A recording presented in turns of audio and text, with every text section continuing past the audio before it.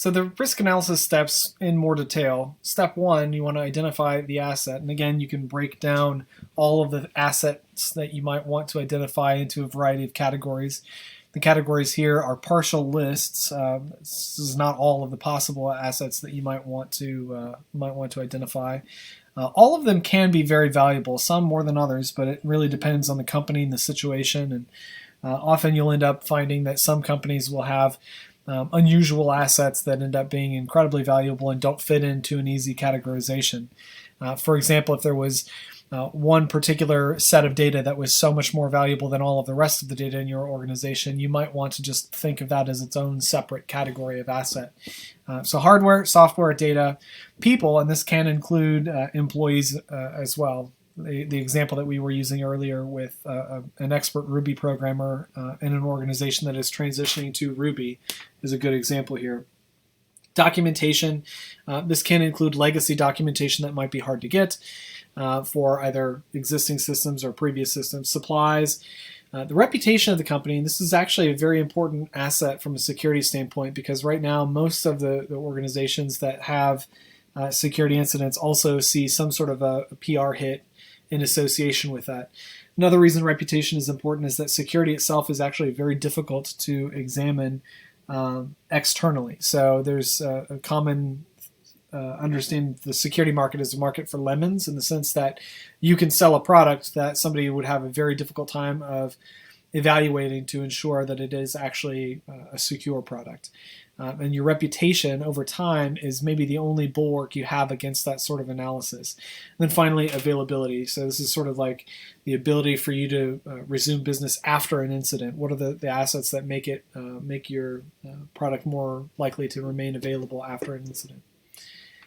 After you've done that, you need to identify and determine what vulnerabilities there are for each of these assets. And the textbook does this using a table that's shown here, where you have the asset, then all of the different elements, confidentiality, integrity, and availability for the CIA acronym, that would outline all of the potential vulnerabilities within that category for that particular asset. And you may not have something like secrecy for a hardware asset or something in that nature. That's totally fine. And you don't even have to use the CIA acronym. You could actually use other categories for identifying vulnerabilities, especially for domain-related incidents where you may have a better understanding of the historical vulnerabilities for that particular asset. That said, as a general approach, I don't think the CIA acronym is a bad way to go. You can think of assets being vulnerable to these things as if they were independent, right? There might be a secrecy vulnerability, confidentiality vulnerability that's very different from an availability vulnerability. Step 3 is to estimate the likelihood that the asset will be exploited. This includes both the ease of accessing the asset and therefore exploiting it, as well as sort of like the position within your particular process. How critical is that asset to the process? Because if it is the one critical component, that makes it more of a juicy target for an external hacker, right? There are many different ways that you can produce this kind of an estimation. This is, again, just a partial list here. Applying a frequency probability based on observed data, historical data for similar systems. That's a very common way of doing this. Getting an analyst who's familiar with similar systems to estimate based on their own experience how often these sorts of things happen over any period of time that you're interested in is another very common way of doing it. This is one reason why security consulting is so lucrative, because having broad experience across an industry as a whole is kind of difficult for an individual company to get. And so consulting organizations are very well positioned for this. Using some sort of a descriptive rating system for comparison is another approach. This is maybe the easiest approach to do, because you don't have to be super precise if you're taking a more descriptive approach, but you can still make trade-offs. You can still do prioritization based on that.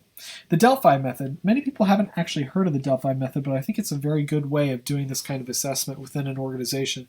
Essentially, you would have a separate individual assessment by a small group of people, typically fewer than 12, but more than, say, 6 or so.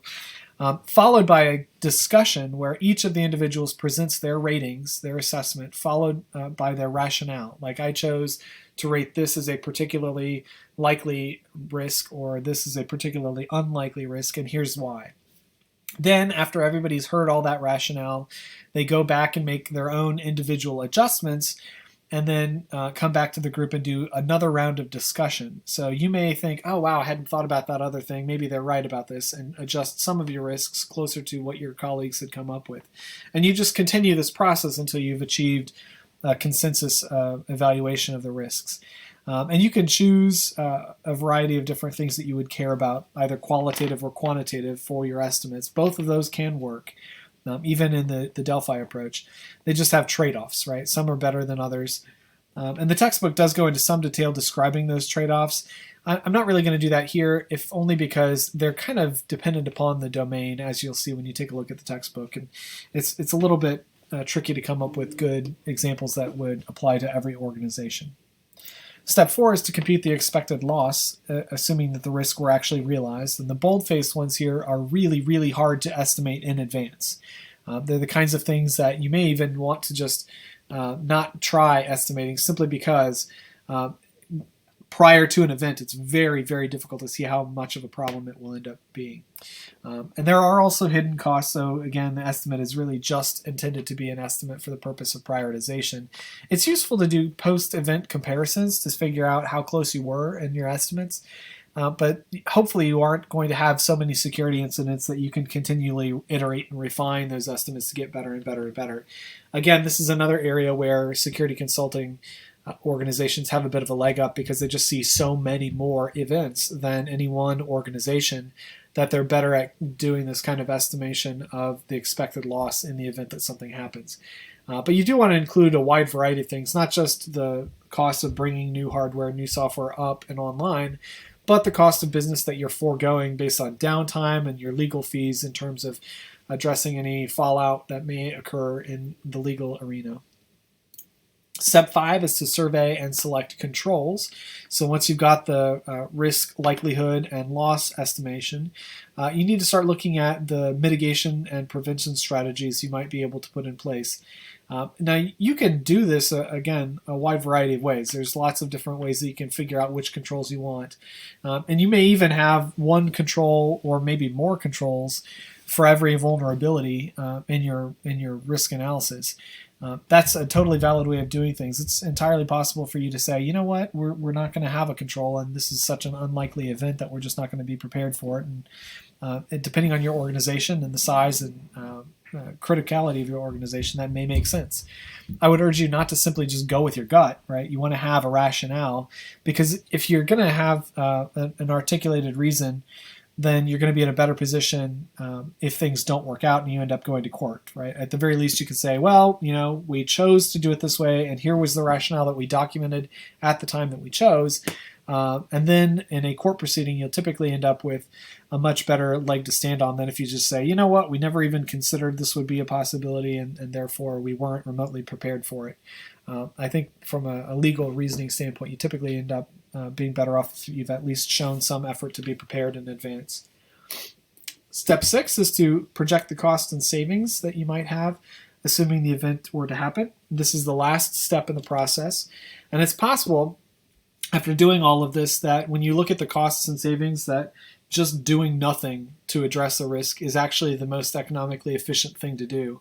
If bringing a new system online from scratch costs less than trying to devote resources to prevention and mitigation, then you should just not do anything and plan to start all over from scratch when the event occurs. But the idea is for the projection to just determine what are your actual costs and benefits for implementing controls. Do you actually have the cost exceeding the benefits? Most of the time, the controls are not going to exceed the benefits, but you will cut into some of your profit margin by putting these controls in place. That doesn't mean you shouldn't put controls in place. Obviously, you do want to have some ability to address security incidents, especially for mission-critical systems. And most of the time, the benefit is going to be in producing some kind of mitigation strategy, some kind of prevention strategy. But you do want to calculate and figure out exactly what your ROI is going to look like for this sort of thing. Here's a good example of the software cost estimation example. So you might have a cost of reconstruction at $100,000, right? The effectiveness of your access control software may only be 60%, and so you can take $60,000 out of that. The cost of the access control software could be $25,000, so you'd add that back in. You continue doing this, and you'll eventually find a way to calculate the expected annual costs due to losses and controls, and then your savings over having done absolutely nothing, right? You're spending $65,000 in an attempt to save the total cost of the reconstruction. So your benefit is a $35,000 benefit. And this is the kind of thing that the textbook goes through a few other examples to show what are the cost benefits of addressing risks. In this particular case, the risk is disclosure of confidential data computed based on some computation based on incorrect data. These kinds of questions, I think, look like really good exam questions. The problem with putting them in an exam question is that you do actually have to have quite a bit of background. So I'm not totally sure if I'll end up doing this sort of thing. But the textbook, the end of the chapter, has a number of examples that you can work through as questions that would be not bad to study. Okay, so let's talk about risk analysis at a super high level. What are the arguments in favor of doing it? Well, I like the bold-faced ones in particular. You are trying to relate the security mission to management objectives, and this is an incredibly important thing to get buy-in from everybody, right? Because most people are interested in making money, which is what most management objectives are targeted towards, and you need to be able to relate the security mission of your group or organization to making money. Otherwise, it'll be the first thing that gets cut, and then when there is a serious incident, you will be totally unprepared. That's a very important piece, a thing that allows, a very important argument that allows people to see the benefit of security is doing risk analysis and tying it to management objectives. You also want to justify the expenditures for your security group. This is very similar, related in the sense that at some point the costs for security are going to end up questioned. Like, is this actually worth doing? Risk analysis allows you to say definitively, these things are worth doing. Here are some things that we considered but found to be not cost effective, and so therefore we're not going to do them. Outside of risk analysis, doing this kind of justification is really, really challenging. The other thing that I think is often overlooked is it's potentially unethical to try and skip a risk analysis. If you just decide, whatever backup strategy we have is going to be our blanket approach to information security within the organization. That is, without having done a risk analysis at the very beginning to sort of justify that approach, that's potentially unethical and can land you in legal trouble. You want to make sure that you're not being negligent, which is ultimately the last bullet point here.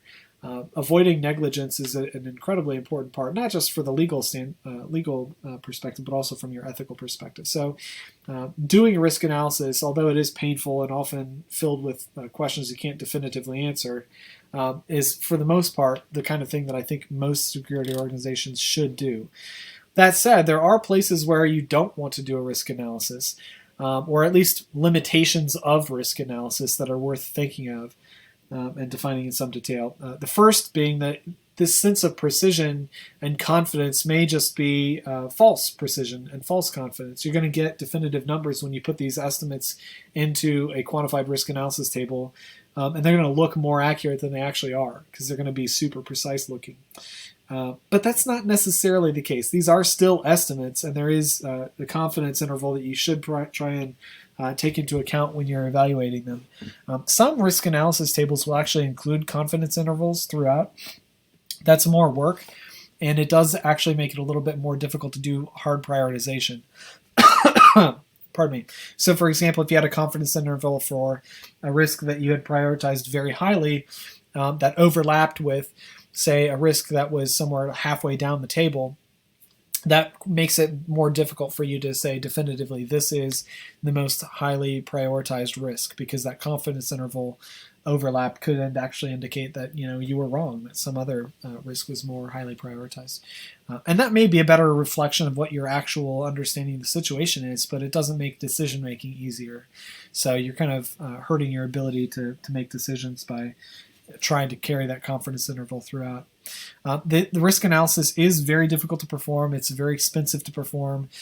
Sometimes they're difficult to change. And because of that, they're very difficult to maintain. All of these things make them somewhat challenging over time to continually go back and reassess. That said, if you're not continually going back and reassessing your risks, you're probably also missing some changes in the security landscape. There may be things that have changed since the last time you did a significant security analysis of your organization, including assumptions that you built into the products that you may need to address in the future. So this is a list of limitations or things that make risk analysis maybe less useful from an information security context. Doesn't mean you shouldn't do one, but it is the sort of thing that you need to be thinking about if you are planning on deploying risk analysis as a primary line of defense.